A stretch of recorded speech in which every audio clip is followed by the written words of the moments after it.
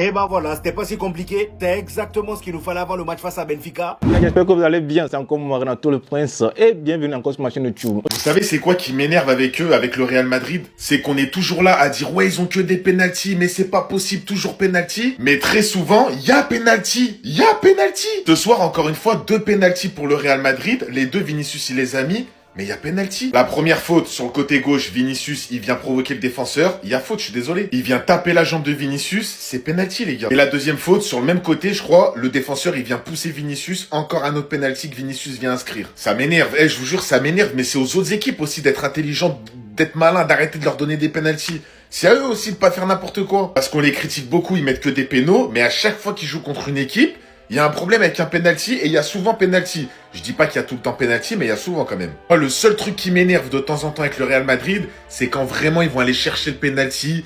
Genre par exemple ils perdent ou ils font match nul, il y a 1-1 fin de match. Tu vois, ils vont trop forcer à vouloir un penalty, ça m'énerve. Mais par contre là, aujourd'hui on peut rien dire. Il y en a, vous allez encore critiquer les penalties.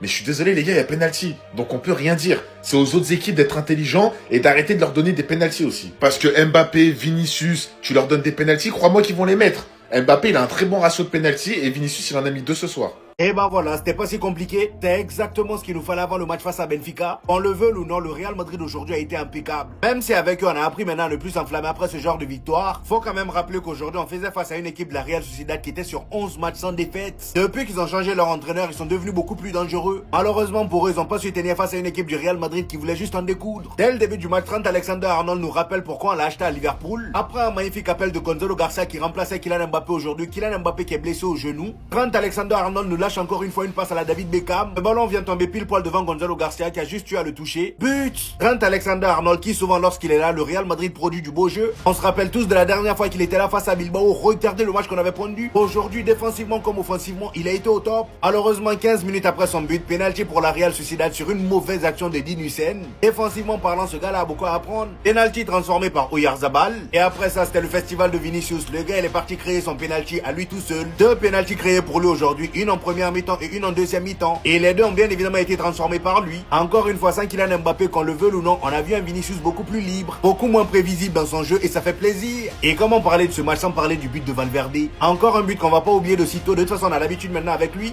Car moi-même, Arbeloa était sous le choc. Le gros problème de ce Real Madrid là aujourd'hui reste défensif. Parce que malgré le bon match, si on défend de la même manière qu'on a défendu aujourd'hui face à Benfica, on va se faire tuer. Et c'est ça, moi, mon inquiétude. On était un peu trop passif. Face à une équipe comme Benfica qui va vite devant, on n'aura pas le temps de les regarder dans les yeux. Les pros Mbappé, faites pas semblant. Arrêtez là, vous êtes dans une situation inconfortable. Vous vous sentez mal, je sais que vous vous sentez mal. Aujourd'hui, Vini en pétard, il provoque 2 pénaux qu'il transforme magnifiquement bien. Les gars, Mbappé, prochain match, tu rates Vini, il y a discussion. Ah non, je suis désolé, je suis désolé. Vini l'a perdu très vite les pénaux. Là, il m'a mis 2 pénaltys. Prochain match, Mbappé, il y a discussion. Tu rates, prochain match, Vinicius, il récupère. Gonzalo Garcia, il marque un but, même si je suis pas satisfait de son match. Parce que Gonzalo Garcia, tu dois sortir de ce match avec un triplé. Tu dois sortir de ce putain de match avec un triplé. Certes, t'as marqué, mais c'est pas normal tout ce que t'as raté. Trent Alexander-Arnold, on l'a critiqué.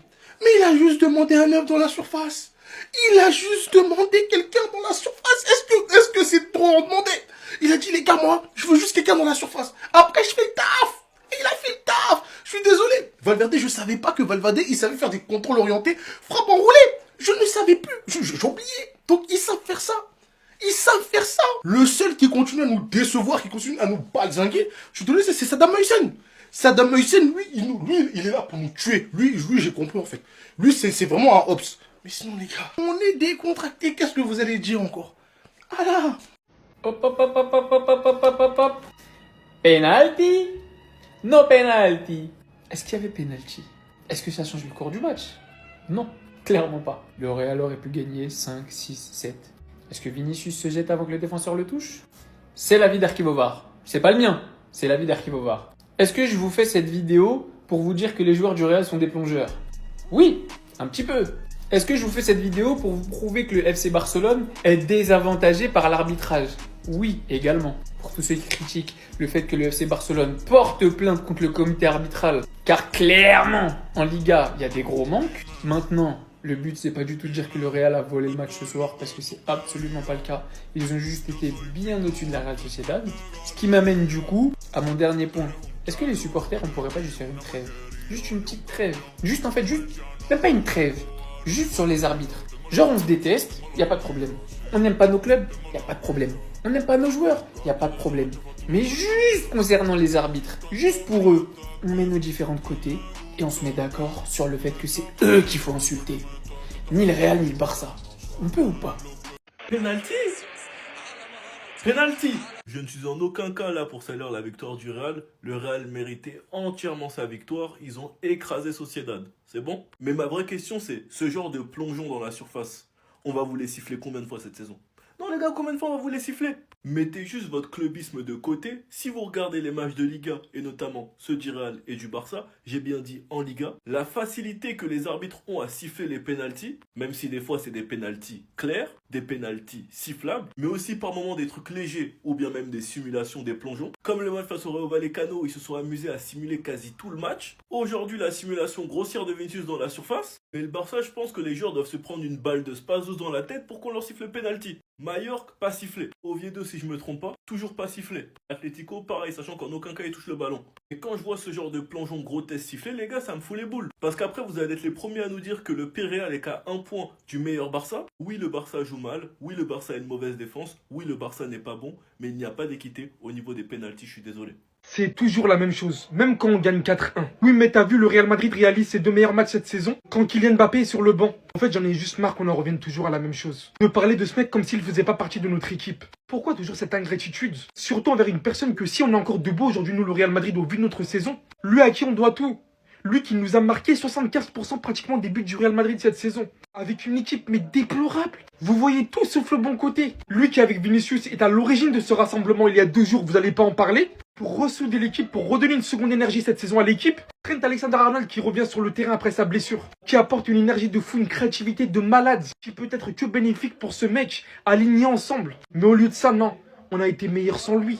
Toujours penser au négatif, toujours à chercher à l'éteindre. Lui qui fait absolument tout pour le bien de l'équipe. Il n'y a que ceux qui suivent ce qui se passe sur le terrain, mais aussi en dehors des terrains, qui le savent vraiment. Certains, j'ai l'impression que c'est des ennemis du club en fait. Au bout d'un moment, il va falloir comprendre que Mbappé, on est dans le même camp avec lui les gars. Il veut autant gagner que nous.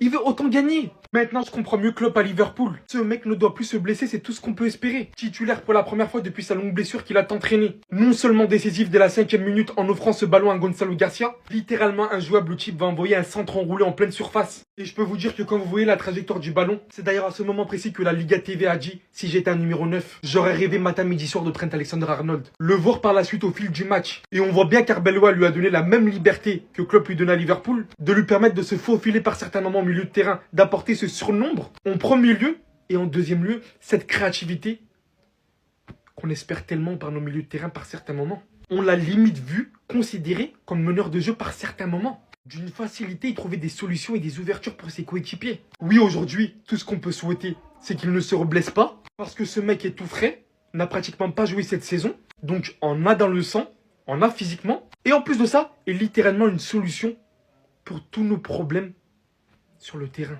Et je parle même pas de quand Mbappé va être aligné, des ballons qu'il va lui faufiler. Je l'avais toujours dit, mais pour moi c'est une formalité. L'un des pieds qui se rapproche le plus de ceux de Toni Kroos jusqu'à présent dans le football, c'est bien celui-là.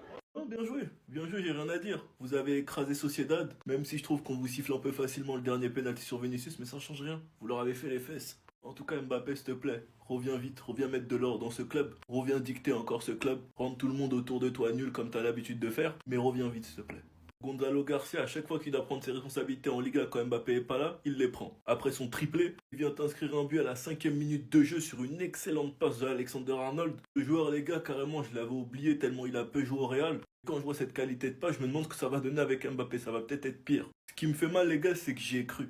J'y ai cru au moment où Hussein il a fait un tac de barbare dans la surface. Mais bon, réaction immédiate de Vinicius, faute, penalty, concrétisé. Même Valverde qui cette saison n'est pas à son meilleur niveau a allumé Remiro. Le dernier but, le penalty, je préfère même pas en parler, j'ai déjà fait une vidéo dessus. Remiro qui contre le Barça s'est transformé en Neuer Prime. Ce soir il a même pas fait un arrêt en première mi-temps, même pas un. Le Real passe premier du championnat les gars, mais attendez avant de célébrer. Laissez-nous jouer contre Girone, après on parlera. Sinon vous les gars vous en pensez quoi? Ramenez-vous sur la patience en nuit. Victoire 4-1 du Real Madrid ce soir face à la Real Sociedad. Et franchement, je n'ai pas un débrief spécial à faire, à part qu'on gagne le match et qu'on va chercher 3 points. Personnellement, je trouve que ce n'est pas non plus le meilleur match qu'on fait de la saison. J'ai d'autres matchs en tête où on fait des meilleurs matchs. Après, ça reste que mon avis personnel à moi. Mais sinon, oui, on prend 3 points, on met la pression au Barça. Après, dans l'équipe, on voit qu'il y a des intentions. Mais malgré tout, on voit qu'il y a un manque. Il y a quelque chose qui manque. On a Vinicius Junior, je crois, aujourd'hui, qui a mis un doublé. Après lui, c'est pareil, j'ai déjà vu des meilleurs matchs de lui cette saison. Ce n'est pas son meilleur match, mais il va chercher son doublé avec 2 pénaux qu'il provoque lui-même d'ailleurs. Mais là, je vais surtout parler de Trent Alexander-Arnold. Mais qu'est-ce que ce mec-là nous fait du bien. Juste en termes de qualité technique, j'ai l'impression qu'il est au-dessus de la quasi-totalité de nos joueurs. Et ça fait tellement de bien de voir un joueur comme ça sur le terrain. Et c'est là que je me dis, si on pouvait avoir un joueur comme ça à chaque poste, par exemple là on en a en défense, t'en mets un au milieu de terrain et un devant en attaque, mais ça pourrait tellement tout changer. Mais sinon, à part ça, le match de Rudiger, je l'ai trouvé potable. En vrai, ça allait.